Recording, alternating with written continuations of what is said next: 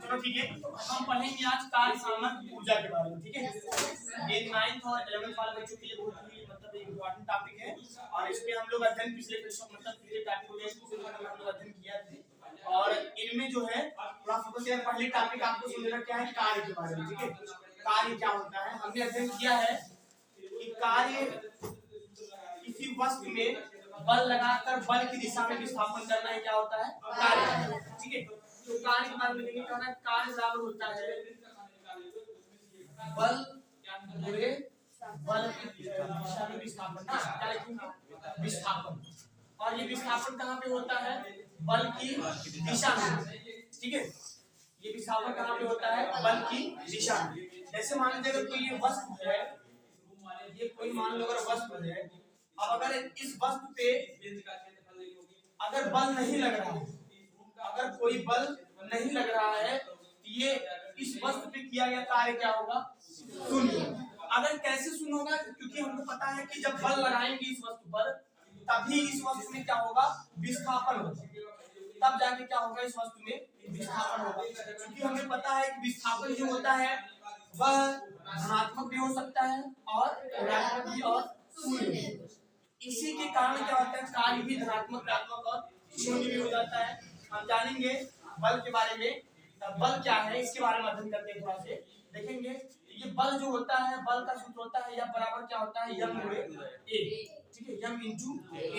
यम क्या है, किसी वस्तु का द्रव्यमान है और ए क्या है, त्वरण है। यानी कि अगर हम किसी वस्तु में इसी वस्तु में अगर हम बल लगा रहे हैं तो ये वस्तु का द्रव्यमान स्मॉल यम है और जब ये बल लगाएंगे तो बल की दिशा में क्या होगा, त्वरण उत्पन्न होगा। ठीक है, तो त्वरण उत्पन्न होगा यानी कि वेग में परिवर्तन हो रहा है। वेग में परिवर्तन होगा तो वो वस्तु क्या होगी, विस्थापन तय करेगी। ठीक है, वो वस्तु क्या करेगी, विस्थापन तय करेगी। तो हम ये सिंपल सी डिफरेंस को कह सकते हैं कि बल लगाकर बल की दिशा में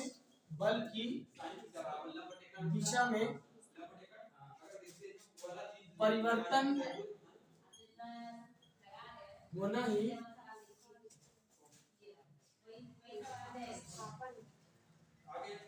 बल लगाकर बल की दिशा में परिवर्तन होना ही कार्य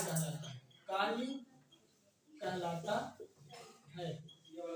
ठीक है, यहाँ आपको कोडिंग करना पड़ेगा किसी वस्तु में। ठीक है, किसी वस्तु पर ये चीज को देखना है ना, किसी वस्तु पर बल लगाकर बल की दिशा में विस्थापन करना ही कार्य कहलाता है। और इसका सूत्र आप पढ़े होंगे, इसका सूत्र होता है W बराबर F इंटू S।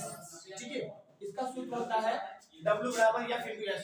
इसमें W जो है क्या है, कार्य है, वर्क है, और F क्या है, बल है, S क्या है, विस्थापन।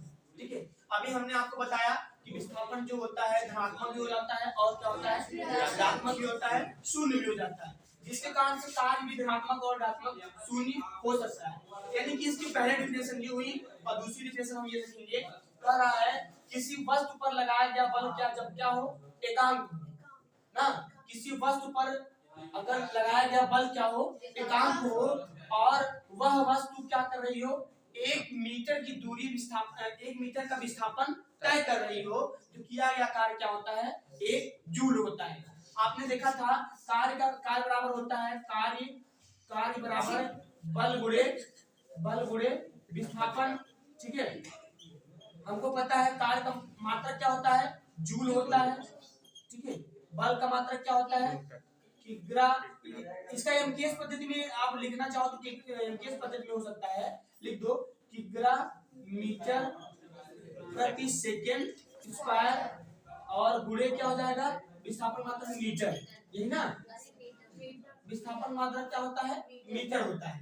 तो हम कह सकते हैं कि अगर यही देखो इसी डिफिनेशन बनेगा, कह दें कि किसी वस्तु पर लगाया गया बल अगर 1 किग्रा मीटर प्रति सेकंड स्क्वायर हो और विस्थापन क्या हो, 1 मीटर की जो है दूरी तय कर रहा हो, वो क्या होता है, तब जाके कार्य क्या रहता है, 1 जूल कहलाता है। कैसे कहेंगे देखेंगे, हम इसकी डिफिनेशन लिखेंगे। अब कार्य जूल की कह रहा है, यानी कि 1 जूल कब होता है, 1 जूल बराबर होता है बल क्या हो जाए, 1 किग्रा मीटर प्रति सेकेंड स्क्वायर, ठीक है। एक किग्रा मीटर प्रति सेकेंड स्क्वायर गुणे क्या हो जाए विस्थापन की मात्रा क्या है मीटर, मीटर यानी कि विस्थापन कितना हो जाए 1 मीटर हो जाए, ठीक है। तब जाके कार्य क्या होता है 1 जूल, ठीक है, आपका जो है 1 जूल प्राप्त हो जाता है। आया समझ में?